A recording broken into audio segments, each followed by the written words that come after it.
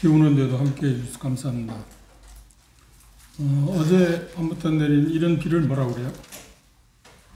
단비. 참 단비입니다. 그동안 계속 가물었는데, 여러분들이 그런 생각을 하시는지 모르는데, 한식, 식목일, 그때가 되면 꼭 비가 오는 것 같아요. 거의. 그런 면에서 보면 우리 조상들이 어떤 지혜로웠다 하는 것도 생각해 볼 수는 있습니다. 오늘 예고해 드린 것처럼 고린도전서 9장 오늘 1절에 14절에 있는 말씀을 통해서 일꾼들 후원하는 문제에 대해서 생각해 보겠습니다. 한 절씩 기도하겠습니다. 먼저 9장 1절 제가 먼저 읽겠습니다. 내가 자유자가 아니냐, 사도가 아니냐, 예수 우리 주를 보지 못하였느냐, 주 안에서 행한 나의 일이 너희가 아니냐. 다른 사람들에게는 내가 사도가 아닐지라도 너희에게는 사도이니 나의 사도됨을 주 안에서 인증한 것이 너희라. 나를 힐문하는 자들에게 발명할 것이 이것이니 우리가 먹고 마실 권리가 없겠느냐. 우리가 다른 사도들과 주의 형제들과 게바와 같이 자매된 아내를 데리고 다닐 권이 없겠느냐.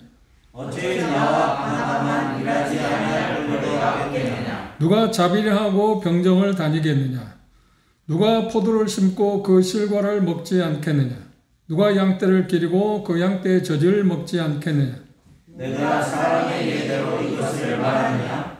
율법도 이것을 말하지 아니하느냐. 모세 율법에 곡식을 밟아 떠난 소에게 망을 씌우지 말라 기록하였으니 하나님께서 어찌 소들을 위하여 염려하심이냐. 오로지 우리를 위하여 말씀하시지 아니냐. 과연 우리를 위하여 기록된 것이니 합당한 자는 소망을 가지고 가며 곡식 떠는 자는 함께 얻을 소망을 가지고 떠는 것이라. 우리가 너희에게 신령한 것을 뿌렸은즉 너희 육신의 것을 거두기로 과하다 하겠느냐. 다른 이도 너희에게 이런 권리를 가졌거든 하물며 우리일까보냐. 그러나 우리가 이 권리를 쓰지 아니하고 범사에 참는 것은 그리스도의 복음에 아무 장애가 없게 하려 함이로다. 성전의 일을 하는 자들은 성전에서 나는 것을 먹으며 제단을 모시는 이들은 제단과 함께 나누는 것을 너희가 알지 못하느냐. 이와 같이 주께서도 복음 전하는 자들이 복음으로 말미암아 살리라 명하셨느니라. 14절에 있는 말씀까지 왔습니다. 우리는 고린도전서 지난 시간에 우리 본 것처럼 고린도서 8장에서는 그리스도의 어떤 자유가 있는데 그 자유를 제한해야 할 그런 상황이 있을 때 그 원리에 대해서 우리가 생각해 봤습니다. 요지는 그것입니다. 우리가 갖고 있는 그 자유가 믿음이 약한 사람들을 넘어지게 하는, 그러니까 어떤 디딤돌이 아니라 거침돌이 되게 되었을 때는 그것들을 사용하는 일, 자기에게 주어진 자유를 사용하는 일에 조심해야 한다. 다른 사람들로 하여금 내가 가지고 있는 자유를 행사함으로 말미암아 다른 사람 피해를, 다른 형제 자매들의 이웃에게 피해를 주는 것은 잘못되었다. 그럴 경우에는 자유를 제한해야 한다고 이야기했습니다. 그리고 9장 오늘 본문에서 이야기한 것은 바울 사도는 자신의 삶에서 이 원리를 어떻게 적용하고 있는가 하는 것을 하나의 신뢰를 들어서 지금 이야기하고 있습니다. 그 신뢰는 뭔가요? 자기에게 권리가 있다. 권위가 있다. 권리가 있다. 그건 뭐냐면 자기가 복음을 전함으로 말미암아서 고린도 성도들로 하여금 공개를 받을 수 있는, 생활비를 받아야 할 수 있는 자유가 있다. 그 권리가 있다. 그것에 의해서 당위성을 지금 이 말씀에서는 이야기하고 있습니다. 그런데 이 부분에 대해서 성경이 분명히 이야기하고 있는데 이것을 잘 모르기 때문에 오늘의 현실에서 어림이 되게 합니다. 이제 양극단을 가고 있는 사람들이 있습니다. 하나는 일꾼들을 전적으로 도와야 하는데 일꾼들 입장에서, 그러니까 성도들 입장에서가 아니고 일꾼들 입장에서 나를 도와야 한다고 주장하는 사람들이 있습니다. 그것도 무슨이고요? 또 한편에 성도들 입장에서 일꾼은 자비하고 주님을 섬겨야지 왜 공개를 받으려고 하느냐, 생활비를 받으려고 하느냐, 이 양극단이 있습니다. 그런데 제가 이렇게 살펴보면 전국 모임을 다 데이터를 내진 않았지만 전임 사역자들이 점점 줄어들고 있습니다. 전국적으로, 세계적으로 우리 한국이 기독교적인 그런 문화의 배경이 있어서 그런지 모르지만 전임 사역자들이 제일 많은 곳이 한국입니다. 모임에. 여러 나라를 둘러봐도 전임 사역자들이 그렇게 많지 않습니다. 그런데 한국에는 전임 사역자가 참 많았습니다. 그런데 시간이 감에 따라서 최근에 와서는 많은 전임 사역자들이 그 전임 사역에서 내려놓고 직업전선으로 돌아가는 그런 일들이 일어나고 있습니다. 이유가 뭘까요? 여러 가지가 이유가 있을 겁니다. 어떤 지역교 내 갈등 때문에 그럴 수도 있고 여러 가지 이유가 있는데 그 중에 하나가 뭐냐면 자기들이 생활을 할 수 없기 때문에 교회에서 공급받는 것에 대해서는 생활을 할 수 없기 때문에 직업을 갖고 성경적인 표현한다면 자비하고 주님을 섬기는 사람이 많아졌다고 하는 이야기입니다. 어떤 면에서 보면 어떤 면에 있습니다. 조심스러운 이야기지만 그것이 좋은 일일 수도 있습니다. 그런데 한편으로 생각하면 긍정적인 면도 있지만 대단히 부정적인 면도 있습니다. 왜냐하면 하나님께서 우리에게 말씀하시는 말씀하고 대치되는 것이 많기 때문에 그렇습니다. 바울 사도는 자기 자신의 그 삶을 통해서 우리에게 어떤 일종의 모범을 보이고 있습니다. 그런데 그 성경에서 말하는 원칙은 맨 마지막에 14절에 말씀하신 것처럼 주님께서 명하신 거다. 뭘 명하셨다고요? 전임 사역자들 생활을 공개하는 일을 그것은 당연히 해야 한다. 누구에게 지금 이야기하고 있나요? 성도들에게 이야기합니다. 사역자들에게 말하는 게 아닙니다. 사역자들은 그걸 요구할 수 있는 권리가 있다 없다? 받을 수 있는 권리는 있지만 그걸 요구할 수 있는 권리를 하나님 주님은 말씀하지 않았어요. 말씀하는 바는 누구냐? 성도들에게 그들을 공개해야 한다고 생활비를 줘야 한다고 이야기하고 있습니다. 이것의 차이점을 우리가 잘 아는 게 필요합니다. 그래서 여기 보면 1절에서 바울 사도는 4가지의 그 질문을 통해서 운을 띄고 있습니다. 첫째 질문은 뭔가요? 내가 자유인이 아니냐? 그 말은 뭐냐면 자신이 자유와 권리를 가지고 있다. 어떤 문제에 대해서 성도들로 하여금 내가 복음을 전했기 때문에 고린도 성도들로 하여금 생활비를 받을 수 있는 권리가 내게 있다. 그런 자유가 내게 있다. 그렇죠? 그런데 그 자유를 나는 어떤다고요? 어떤 더 소중한 것 때문에 그것을 내가 사용하고 있지 않다.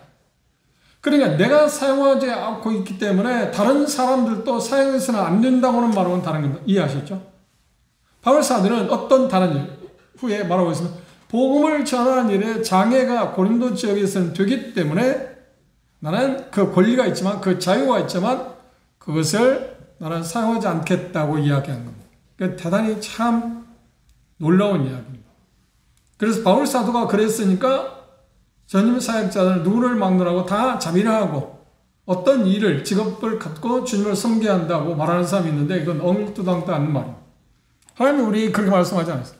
14절에 분명히 뭐라고 주님 뭐라 했나요? 줘야 한다. 그거 하는 것이 주님의 명령 아닌가요?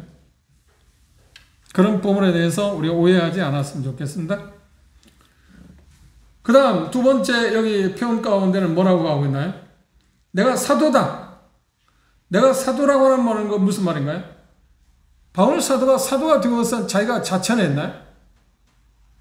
예수님께서 사도행전 9장에서 다메섹 예수님을 만났어요. 부활하신 예수님을 만났을 때 그에게 너는 이방인에게 복음을 전하는 사람이라고 하는 것에 사명을 부여했습니다. 그래서 사도가 되어 있지 않나요? 그죠?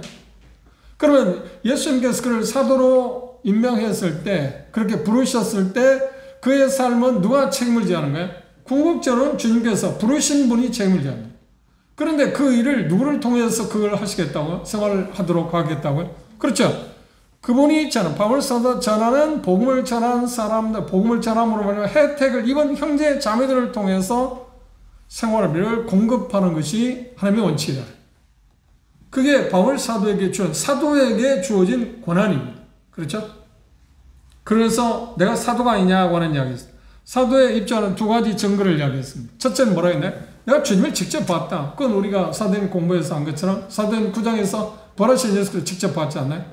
그리고 두 번째, 자기 자신이 사도라고 할 때 입증할 수 있는 건 뭐냐면 고린도 성도들, 당신들이 바로 내가 사도임을 증거하는 확실한 증표다.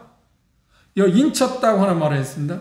인쳤다고 하는 말은 당시에 이게 참이냐 거짓이냐 하는 것에 대해서 그 어떤 것에 들어있는 내용물이 진짜라고 하는 것을 보증하기 위해서 뭐라고 하냐? 인을 쳤습니다. 그 속에 들어있는 것이 진짜다 하는 것을 증명하기 위해서 인을 쳤습니다. 그러니까 말씀에서 바울 사도가 하나님께 인침을 받았다는 말은 뭐냐면 사도가 확실하다. 사도라고 표현했을 때 그 말은 무엇과 지금 문맥에서 뭘 이야기하나요?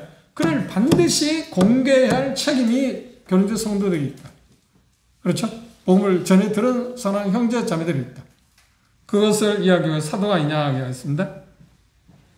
그래서 이 표현한 것처럼 재정적인 후원을 받을 권리가 있다. 그리고 또 하나 여기 표현 가운데서 무슨 이야기를 했나요? 나도 게바가 한 것처럼 아내와 더불어서 함께 다니면서 주님을 섬기는 일에 그 생활비를, 그러니까 여기 지금 표현하고 있는 그런 보수를 마땅히 받을 수 있는 권리가 내게도 있다. 그렇죠? 그런데 이 표현 가운데서 잘 보십시오. 다들 주목해. 우리가 먹고 마시는 권위가 없느냐? 그런 권리가 있다는 겁니다. 우리가 다른 사도들과 주의 형제들과, 주의 형제들은 여기 주의 형제는 누구냐면 예수님의 이복 동생. 그들도 거의 다 결혼했다. 결혼해서 아내들과 함께 사역을 하고 있었다는 것을 여기 지금 넌지시 이야기하고 있습니다. 그리고 게바와 같이 아내를 데리고 다닐 권위 없겠느냐. 그렇죠. 바울사도 충분히 그럴 권리가 있지 않아요? 그런데 바울사도는 그거를 사용하지 않았는데 우리가 고린도 7장에서 보고 있잖아. 독신으로 지냈는데 이유가 뭐라고요? 복음을 전하는 일에 더 효과적인, 더 좋은 길을 자기는 선택했다. 그런데 마치 그것이 바울사도는 어떤 권한이 없어, 권리가 없어서 그렇게 하고 있는 것처럼 착각했다는 겁니다. 그러니까 바울사는 그걸 분명히 짚었습니다. 나는 그런 권한이 있다, 나도. 아내와 더불어서 복음 사역을 하는 일에 있어서 공개를 받을 확실한 권리가 내게도 있다. 그걸 이야기했습니다. 그것에 대해서 할 말이 없지 않나요? 그 부분을 지금 이야기했습니다. 그리고 여기 이제 6절에 보면 누구를 다시 이야기했냐면 바나바하고 자기를 이야기했어요. 바나바도 마찬가지로 나도 똑같은 그 권리가 있다. 그렇죠? 그 부분에 대해서 이야기를 했습니다. 그리고 이 말씀에서 보면 분명한 것을 뭘 이야기하는가요?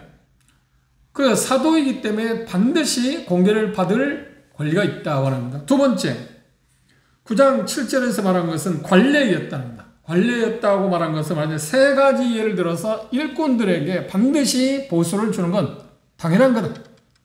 그건 일반적인 거다. 이건 상식이다. 그렇죠? 그런데 우리 중에 이 상식조차도 모르는 무상식 간 사람들이 있어요. 그래서 전임 사역자들에게 당신은 자비나하고 주님을 섬기라. 그 말도 안 되는 소리잖아요.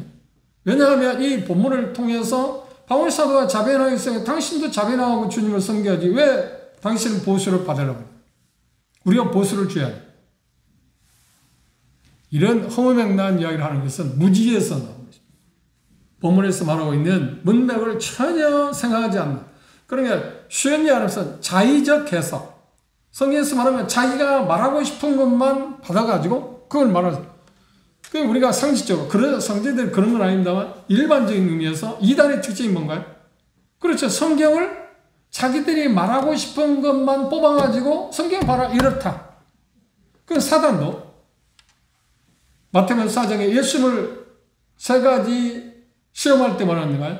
두 번째 시험할 때는 사단도 시편을 이용했어요. 뭐라고 이용했나요?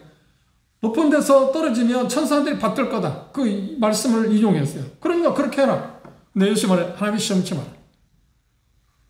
근데 이단들의 특성은 뭐냐면 하나님 말씀을 전혀 무시한 데서 나온 게 하나님 말씀을 자기들이 말하고 싶은 것만을 골라서 사용하는 것이 특징이 이단 아닌가요? 근데 까닭 잘못하면 우리들도 그런 경향으로 갈 수 있는 어떤 부분에 있어는, 어떤 문제에 있어는 그런 문제가 있을 수 있습니다. 그렇다고 해서 그런 어떤 부분을 그렇게 했다고 해서 형제들 하는 것을 이단이라고 말할 수는 없죠. 그죠? 이단은 거듭나지 않은 사람들이 하나는 거니까. 그런데 우리가 이런 부분에서 조심해야 할 문제라고 하는 것을 생각할 수 있습니다. 세 가지 예를 들었는데, 첫째, 군인. 군인이 자기가 일해서 국가를 지키는 거예요? 국민을 지키는 거예요? 그런 군대가 있나요? 세상 어느 나라도 군인이 자기가 돈 벌어가지고 공무원하는 군인들이 있나요? 아니요. 없습니다. 다 국가에서 보수를 주지 않나요? 생활비를 주지 않아요? 먹고 사는 걸 다 공급하지 않나요? 그래서 현 정부에서는 병장들, 사병들 월급을 얼마로 올리겠다고 200만 원 올리는데 언제 올릴지는 모르겠는데. 근데 지금 성악기 100만 원 받았어요? 상상도 못해요. 제가 군대 생활할 때 제 봉급이 3,800원이거든요. 격세지감이 느끼는 건 사실 100만 원은 상상도 못할 일이잖아요. 사병이 말입니다. 근데 군인들은 당연히 그렇죠. 자기가 국가를 지키는, 국민들을 지킨다고 하는 것 때문에 어떻게 하냐? 국민들이 내는 세금으로 공개 받고 살잖아요. 그건 상식이잖아요. 두 번째, 또 어떤 상식이었냐? 농부의 일을 이야기했습니다. 농부들이 포도를 심고 포도 열매를 먹는 것은 당연한 거 아닌가? 이것처럼 당연한 거거든요. 그 다음 세 번째, 목자들에 대해 이야기했습니다. 목자들이 양을 기르고 젖을 먹는 것은 당연한 거 아닌가? 상식이다. 권리가 그렇다고 했습니다. 동일하게 그들은 일한 것에 대해서 정당한 삭설을 받아야 한다. 그리고 세 번째, 하나님의 법칙에 대해서 이야기했습니다. 그러면 그것이 일상 사람들의 예에서만 찾을 수 있는 게 아니다. 하나님 율법에서 구약에서 뭐라고 했나요? 8절 11절을 보면 신명기 25장 4절 참조해봅시다. 그 말씀을 인용해서 이야기했습니다. 소의 멍에 입을 막지 말라고 하는 것을 신명기 25장입니다.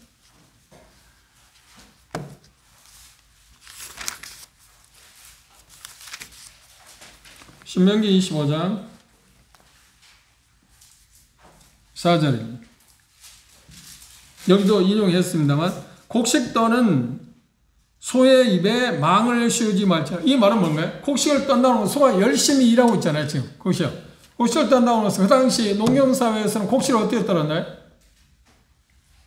곡식을 펼쳐놓고 중앙에 커다란 어떤 고정 핀을 박아놓고 소로 하여금 뺑뺑 돌면서 소가 밟아서 그 곡식을 터는 탈곡하는 방법입니다. 그런데 그 일을 하는 소에게 먹이를 줘야 하는가요? 여물을 줘야 하는가? 안 주는 거예요. 당연히 여물을 줘야죠. 그렇죠? 그런데 신명기 25장의 이야기는 뭐냐면 중요한 것은 사람과 사람 간의 사회적, 경제적 관계에 대한 내용에 대해서 언급하면서 이야기를 했습니다. 그리고 분명히 사도 바울은 뭔가요? 그게 소를 위해서 한 말로 들리느냐? 아니야. 우리를 위한 거다. 일꾼은 일했으니까 당연히 거기에 대해서 합당한 뭘 받아야 한다고요? 보수를 받아야 한다.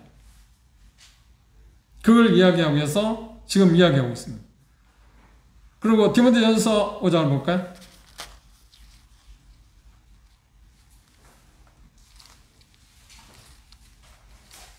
디모데전서 5장에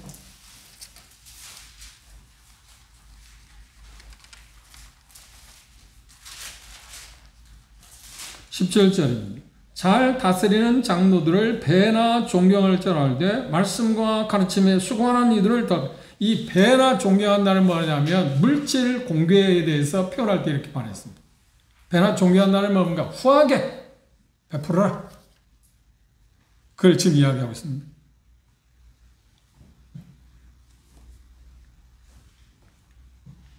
그런데 바울사도는 선교사역에서 1차, 2차, 3차 전도여행에서 다른 지역에서 이 공개, 그러니까 물질의 공급을 받지 않았는데 마게도니아 지역의 성도들로부터는 공개를 받았습니다. 물질을 받았습니다.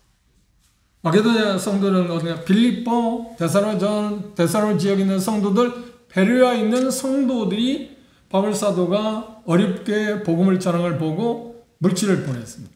그것을 바울사도는 받았습니다. 사도행 16장 보십시오. 여러분들 기억하실지 모르는데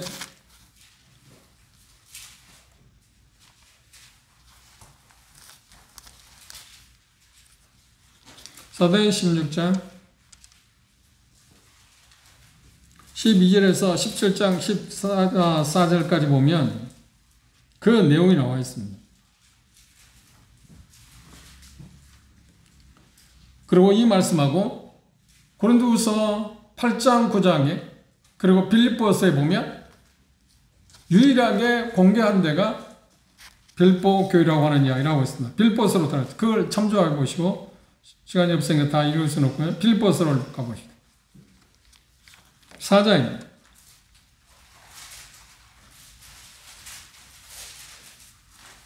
15절 빌립보 사람들아 너희도 알거니와 복음의 시초에 내가 마게도냐를 떠날 때 주고받는 내 일에 참여한 교회가 너희 외에 아무도 없었다. 그리고 데살로니가 있을 때도 너희가 한두 번 나의 쓸 것을 보냈다. 그렇지, 공개를 했어요. 마게도냐 성도들. 그 다음 네 번째, 일꾼들을 공개해야 할, 생활력을 공급해야 할 이유 가운데 뭐냐면 12절에 다른 사람들에게 너희들은 그렇게 했잖아요. 다른 사람들이라는 건 누구냐면 게바나 아볼로에게 현재 바울사님이 떠나왔잖아요. 떠나와서 지금 먼 데서 옥중에서, 아니 고린도전서는 옥중이 아니에요. 멀리서 지금 이 서신을 쓰고 있는데 그 당시 고린도 교회에서 사역하고 있던 아볼로나 고린도 교회를 방문했던 게바에게 일장에 보면 어떤 걸 하냐면 그들에게 필요한 물질을 공급하는 일이 있습니다. 그걸 지금 이야기하고 있습니다. 바꿔 말하면 고린도 지역에서 사역하고 있는 목회자들을 공개했다고 하는 겁니다. 그런데 왜 바울 사도는 그걸 안 줬을까요? 그런데 바울 사도 이 이야기를 하는 것은 뭡니까? 그들을 정죄하기 위한 것이 아니라 그들 마음 가운데 뭔가 지금 잘못 알고 있는 것을 교정하기 위해서 지금 이야기하고 있습니다. 우리가 지금 고린도 교회를 공부할 때 가장 중요한 게 무엇이었나요? 고린도 교회는 여러 가지 부분에서 문제를 갖고 있었잖아요. 그것 때문에 현대 우리가 살고 있는 새로운 세계, 그러니까 하나님께서 말씀하시는 원칙을 우리가 배울 수 있게 됐잖아요. 근데 가장 큰 문제 가운데 하나가 뭐냐면 일꾼들의 공개하는 문제에 대해서 정말 잘 모르고 있었다는 거예요. 그래서 바울사도는 그들을 일깨우기 위해서 지금 이 이야기를 하고 있습니다. 마치 나에게 그렇게 해달라는 게 아니라 일꾼들에 대한 자세가, 사역자들에 대한 자세가 어때야 할 건가 하는 것을, 원리를 지금 이야기하고 있습니다.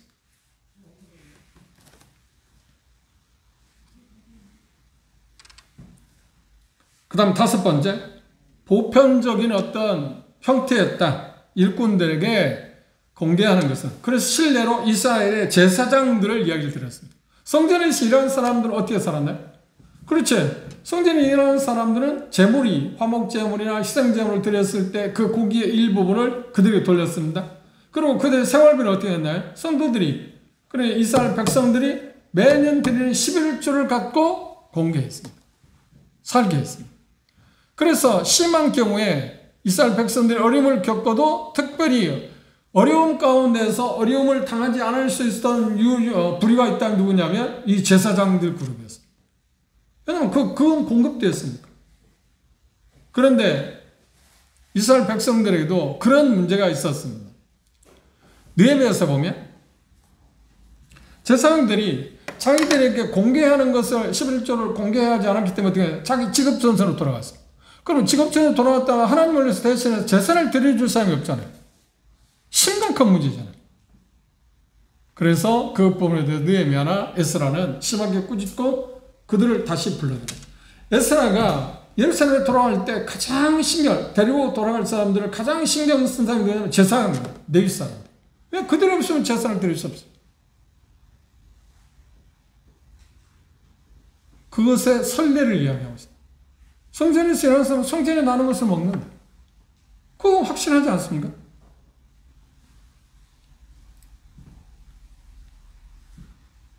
그리고 또 하나 여기 지금 가장 중요하게 말씀하고 있는 게 여섯 번째로 예수님이 이렇게 정하셨다는 거. 말씀하셨다. 뭘 말씀하셨다? 14절 좀 볼게요.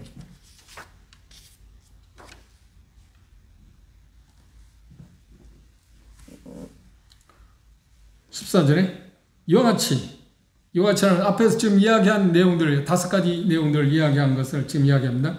주께서도 복음 전하는 자들이 무엇으로 말미암아 살 거라고요? 복음으로 삽니다. 신령한 것을 뿌렸은즉 뭘 거둘 수 있어야 한다고? 육신에. 그 말은 뭐냐면 영적인 일을 했기 때문에 육신적인 게 뭐라고요? 그래, 물질을 공급받는 것은 당연한 거다. 그건 권리다. 그런데 바울 사도가 그 권리가 있었습니다. 그 자유가 있었음에도 말고 그걸 사용하지 않은 이유를 뭐라고 했나요? 여기 12절 하반절에 그렇게 표현했습니다. 다른 이들도 너에게 이런 권을 가졌거든 하물며 우리일까 보냐. 그러나 우리가 이 권을 쓰지 아니하고 범사에 참는 것은 그리스도의 복음에 아무 장애가 없게 합니다. 그 말은 뭐냐면 고린도 성도들 가운데 그런 생각을 했어요. 구차한 이야기죠. 아, 저분들이 복음을 전하면 먹고 살기 위해서다. 자기들의 삶에 안락한 삶을 추구하기 위해서 복음을 전한다. 그런 참 이상한, 그래, 얼마나 고린도 교회가 지금 많은 문제를 갖고 있다. 성도들의 마음 의식이 얼마나 잘못되었냐고 상상할 수도 없잖아요. 그런데 이게 고린도 성도들만의 비단 그런 2000년 전에 고린도 성도들에게만 있는 마음은 아니잖아요. 오늘날 우리에게도 그 마음을 갖고 있는 사람이 있지 않나요?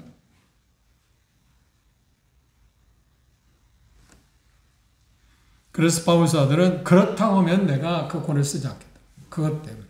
그리고 다음 시간에 우리가 볼 것이냐 또 특별한 이유 때문에 그 권을 쓰지 않았어요. 그런데 분명한 것은 예수님 말씀하신 거예요. 복음 전하는 자는 복음으로 살아야 합니다. 근데 이 부분에서 우리가 조심해야 할 거 하나 있습니다. 누구를 공개하는가요? 말대로 신령한 일을 하는 사람.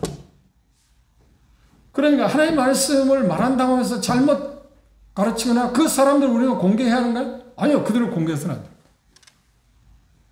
그걸 공개해서.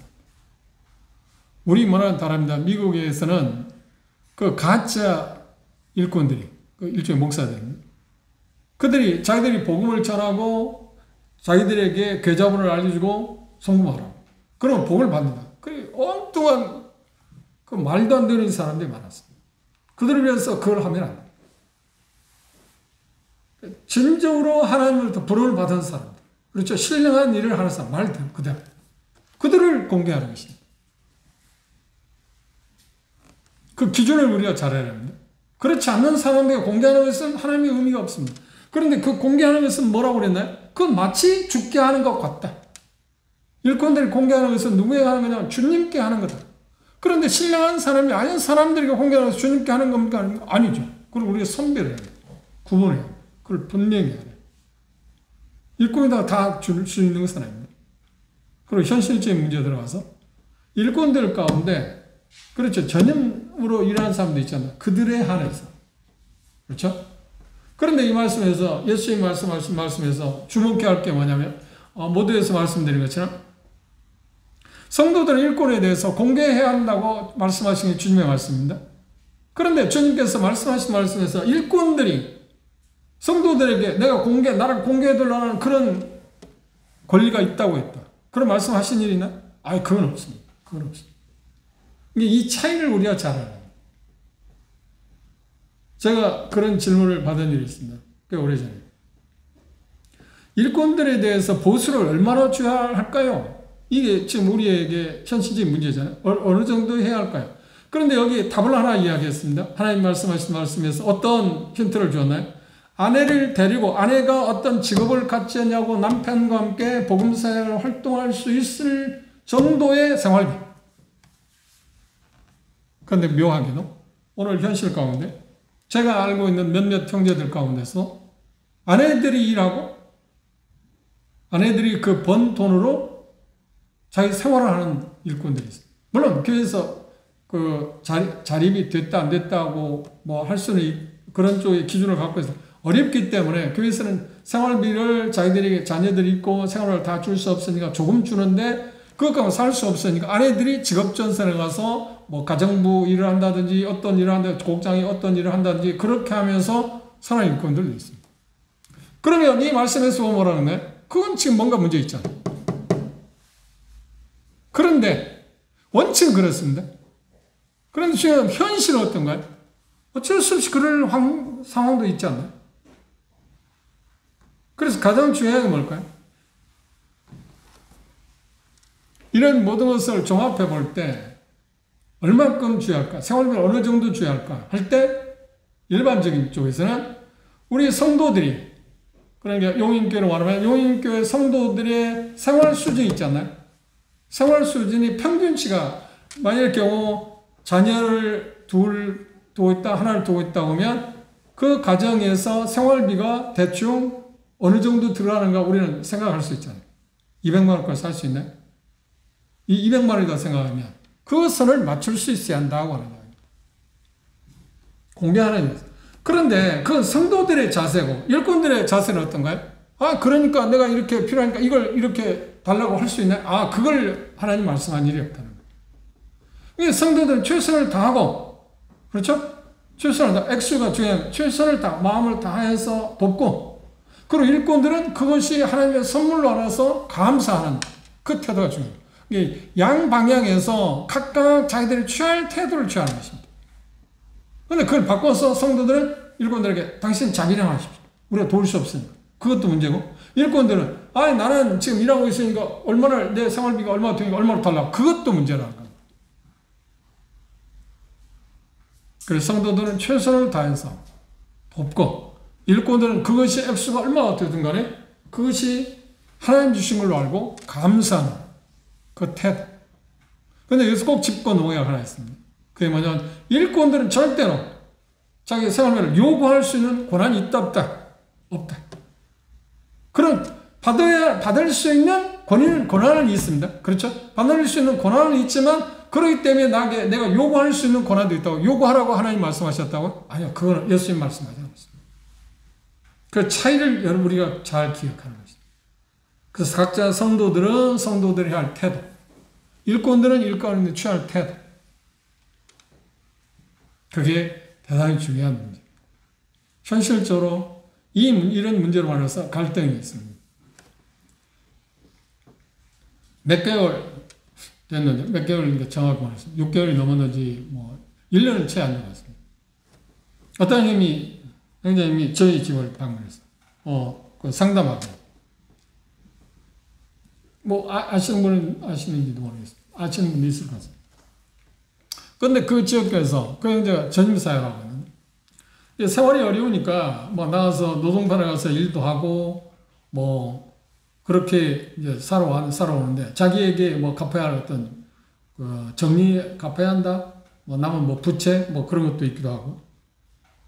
그러니까 그걸 감당할 수 없으니까 그런 일들을 하기도 했습니다. 그런데 작년인 것 같아요. 연말에 돼서 그 지역에서 정확하게 80만 원씩을 줬는데 올해부터는 그걸 못 주겠다. 그걸 자비를 하고 있습니다. 그런데 근거가 뭐냐면 이 고린도전서 9장을 대면서 바울 사도 같은 그런 놀라운 분도 자비를 했잖아요. 당신도 자비를 해라. 어찌해야 하냐. 그래서 제가 그 얘기를 했어요. 받지 마라. 그렇게 하라고. 구차하게.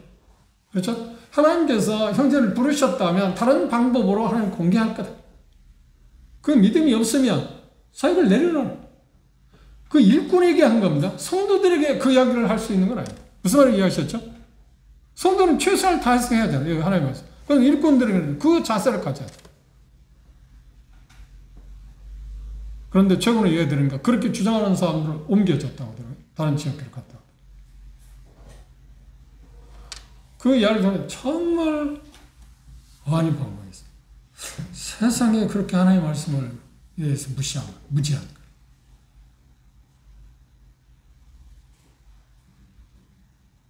하나님의 원리는 분명한 것은 바울 사도에게는 그걸 받을 수 있는 권리가 있다. 그 자유가 있다. 그런데 바울 사도는 특별히 고린도 교회에 갔을 때 사도행 18장에 어떻게 뭘 했나요? 장막 만드는 일을 했습니다. 그래서 자기의 생활비를 썼을 뿐만 아니라 동역자들, 디모데나 실라 함께 일했잖아요. 그들의 생활비까지 보태줬습니다. 그렇게 일했어요. 왜? 이유가 뭐예요? 여기 말씀 가운데 복음을 전하는 일에 장애가 된다는 말이에요. 저 사람들 먹고 살기 위해서 복음을 전한다. 그런 얼토당토 않는 이야기를 하니까. 아니, 나 그렇다고 안 한다.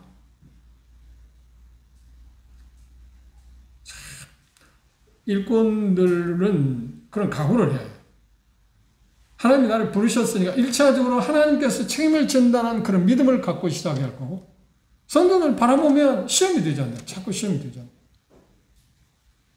그럼 성도들은 최선을 다해야겠지만, 그러지 못할 때, 이건 성도들의 대단히 문제가 있는 거죠. 그리고 성도들이 최선을 다했을 거예요. 액수가 얼마가 됐든 최선을 다했을 때, 이건 하나님 주신 거라고 감사하는 마음으로 받아들이는 것. 그게 상호 간에 서로가 해야 할 일들입니다. 그게 최선이죠. 그렇죠? 이 바울사는 자기 자신의 신뢰를 들여서 지금 모본을 보였습니다. 우리에게. 그 성경의 원리를 이야기했어요. 그 성경의 원리를 이야기했는데 가장 큰 게 뭔가? 주님께서 명령했다, 말씀하셨다. 뭐라고요? 복음을 전하는 자는 복음으로 말미암아 산다. 제 이야기를 죄송합니다. 저는 처음부터 자비량하고 주님 섬기고 살았습니다. 농사집에서 시골이었으니까. 그죠? 그리고 처음으로 성교회에 와서 성교회 올 때 그렇게 이야기를 했어요. 그 당시 구급 공무원이 한 달 봉급이 얼마냐? 19만 원이었어요. 그래 성교회에 그 책임자였던 분이 맥커비 형제님이 뭐라고 하냐면 매달 19만 원씩 주겠다. 그 와서 일해요. 남사중에 뭐 교무 갈 거 뭐 거기에 수많은 직원들 있습니다. 그리고 특별히 뭐 김경희님 그때 당시에 떠나갔지만 그 결핵 환자로 거의 국가에서 내놓은 사람들. 그 제가 있을 때 죽어간 사람들 한둘이 아닙니다. 그들에게 대해 한 27명 있는데 그들이 영적으로 공개하는 일을 한다든지 그런 일을 하는데 19만 원에 약속을 했습니다. 그런데 제가 한 3년 근무하는데 한 번도 19만 원 받은 일이 없어요. 한 번도 19만 원 받은 일이 없어요. 항상 어떤 때는 반도 안 주고. 그러면 제가 권리가 있잖아요.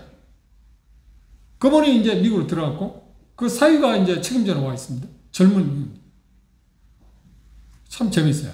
그들은 소고기를 사 먹는 게 아니라 송아지를 잡아먹어요. 20개월 이하짜리 먹시다고. 그러면 생각해 보세요. 그래서 선교에 대해서 제가 대단히 부정적인 생각을 가졌던 것이 그거예요.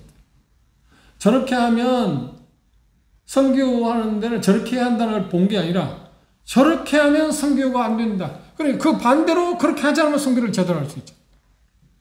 그러니까 오랫동안 제가 선교에 대해 대단히 불신해요. 선교하는 건 아니다. 그런 상황이 있었기 때문에.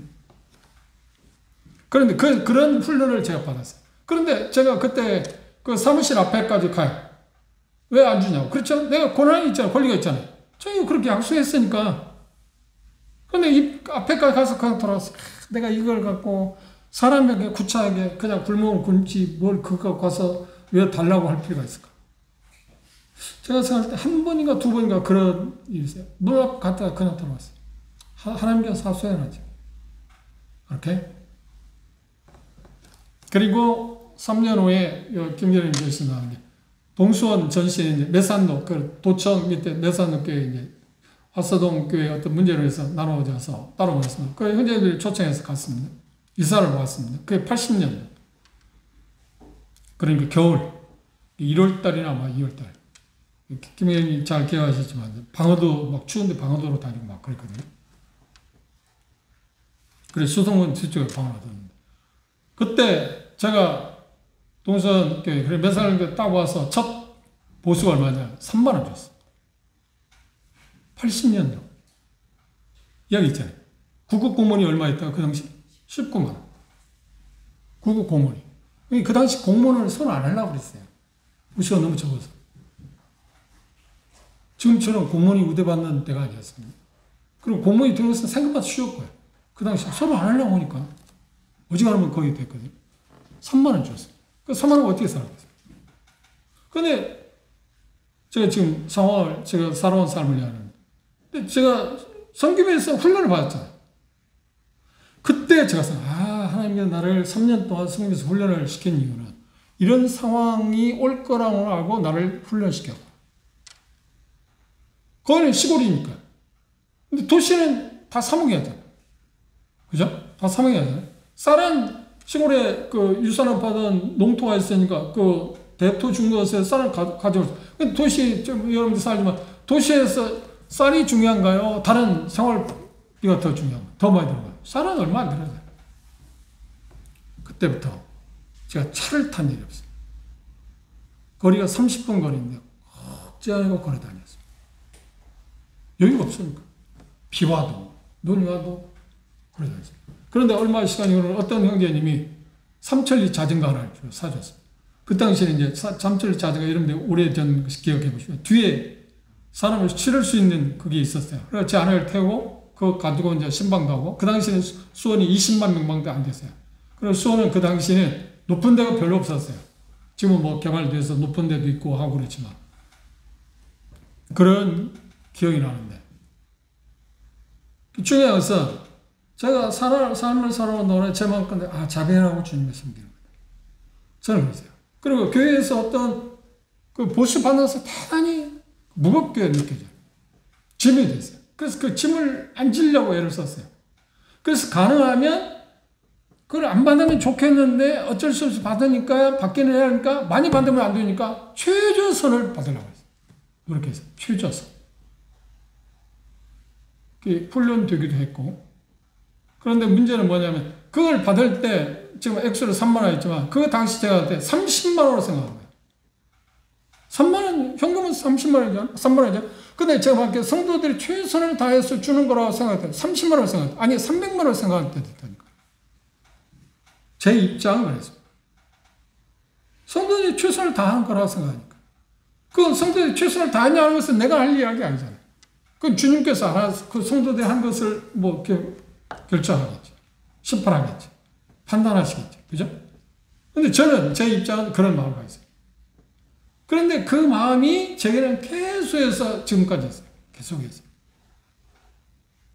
가능하면 그런 보수 받지 않고 그냥 어떤 형제님이 이랬기 때문에 일종의 품삯으로 어떤 것을 주는 게 아니고 선물로 주는 것에 대해서는 내가 생각하는데 그 선물도 너무 턱없이 주면 그 선물이 아니잖아요. 뇌물 성격이 있잖아요. 그래서 그런 것에 대해서 제가 참 짐스러워합니다. 대단히. 그리고 짐스러운 이유 가운데 뭐냐면 억압을 받아요. 스스로. 짐을 느껴요. 짐을 느끼면 내가 편하지 않잖아요. 그죠? 또 하나 이야기를 하면 동수전 예배당을 지을 때 짓기 전에 그 당시 전국에서 부평교회가 제일 많이 받았습니다. 뭐 강목이 이제 친구가 있으니까. 그리고 아마 제가 알기에 동수전교회가 줬어요. 한 250만 원 줬습니다. 엄청나죠. 근데 예배당 지을 때 한 9천만 원 대출 받았거든요. 그때 딱 잘라서 100만 원을 주게요. 그거 살아날 수 있으니까. 250만 원 어떻게 받겠어요? 빚을 졌는데. 물론 그렇게 하는 일이 있어서 문제가 있을 수도 있습니다. 근데 제 마음에서는 그것이 편하니까. 편하니까.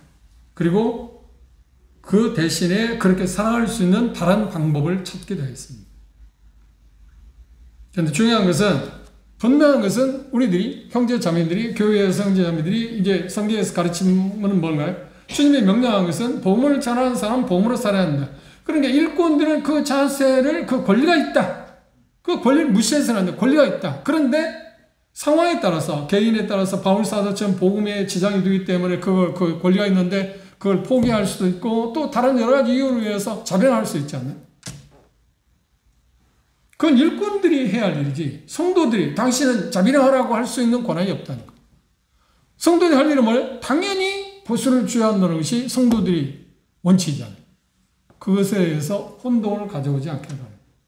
여기 6가지 이유를 들어서 일꾼들이 생활비를 받는 것은 정상적인 거다. 그건 당연한 거다.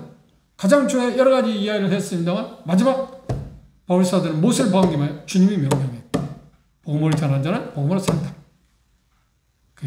그리고 12 제자를 보낼 때나 누가복음에 보면 70명 제자를 보낼 때 뭐라고 했나요? 너희들이 전대 아무것도 없잖아요. 가서 어떻게 하나? 평안을 기도하라. 그리고 그들이 공부한 것을 받더라. 이게 주님의 원리라고 하는 거예요. 그리고 다음 시간에 이제 왜 바울사도는 자기 그 권한이 있는데 권한을 사용하지 않는 더 좋은 것을 위해서 사용하지 않는데 그게 도대체 무엇이었을까 하는 것을 생각해 보도록 하겠습니다. 오늘 이 성경의 원리는 일꾼들이 공개받는 일이, 생활을 받는 것이 정상적이라고 하는 이 대단히 중요한 가르침에 대해서 많은 분들이 잘못 오해하거나 이해하고 있기 때문에 이것을 분명하게 여러분들의 마음 가운데 자리 잡게 하셔서 다른 사람이 혹시 그런 것들이 있으면 여러분들이 그걸 이야기해 줘서 그런 모순에 빠지지 않도록 할 수 있으면 좋겠습니다. 기도 마치겠습니다.